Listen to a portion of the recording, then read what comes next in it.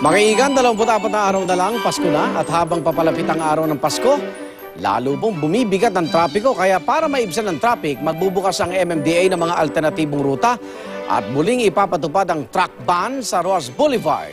Saksi si Ivan Mayrina.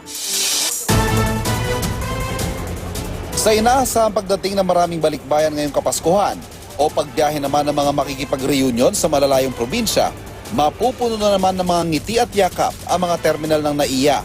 Pero dahil din sa dami ng mga biyahero at dahil sa ginagawang NAIA Elevated Expressway, mag-iinit naman ang ulo ng marami sa labas sa mga paliparan. Partikular yung mga dumaraan sa Andrews Avenue at Airport Road. Kaya hetong alternatibo ng MMDA, ang Airport Violet Loop, ruta papuntang Airport via Roas Boulevard kung manggagaling na Maynila at Makati, at ang Airport Green Loop, alternatibong ruta rin mula Maynila at Makati na paiwas sa mga kalsadang apektado ng construction. Itong Airport Green Loop, dadaan ka ng Skyway, pupunta ka sa Doña Soledad, Bigutan Exit, lalabas ka ng Multinational Village, tapos pupunta ka sa Kabihasnan, ang labas mo sa may Coastal Road, diretso na siya ng Roas Boulevard para makarating siya sa airport. Paano naman ang traffic malapit sa mga mall lalo't naghahabol ng marami sa Christmas shopping?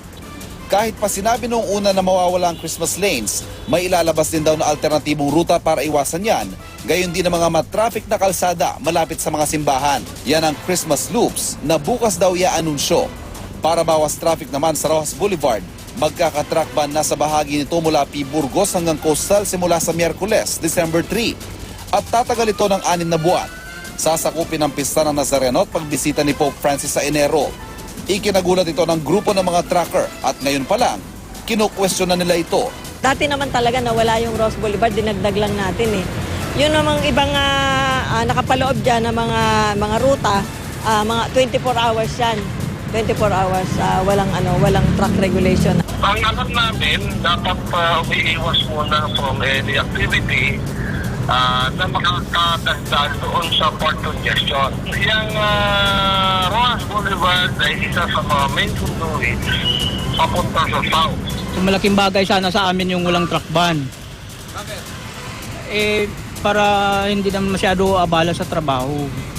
Matitigil yung oras na dapat diretso yung biyahe dahil maghahanap ka na ng panibagong ruta.